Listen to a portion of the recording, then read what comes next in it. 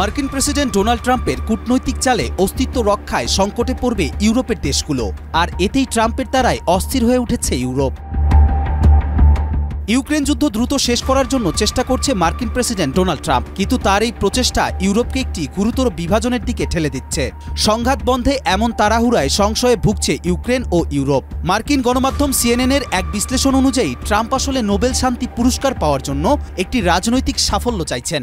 একনল hand wash 100% paraben free, তাই নিরাপদ হাতের জন্য আস্থা রাখুন একনলে। তবে এভাবে যুদ্ধের ন্যায়সঙ্গত সমাপ্তি সম্ভব হবে না, কারণ এটি ইউক্রেনের অস্তিত্ব ও ইউরোপের নিরাপত্তার জন্য গুরুত্বপূর্ণ। এদিকে ইউক্রেনের বিরুদ্ধে রাশিয়ার আক্রমণ যুদ্ধকে আরও দীর্ঘায়িত করার জন্য ইউক্রেনকে দায়ী করা উচিত বলে মন্তব্য করেছেন মার্কিন প্রেসিডেন্ট ডোনাল্ড ট্রাম্প।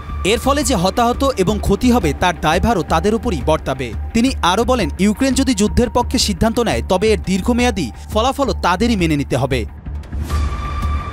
18 ফেব্রুয়ারি প্রথমবারের মতো সরাসরি বৈঠক করেছেন মার্কিন ও রুশ পররাষ্ট্রমন্ত্রী।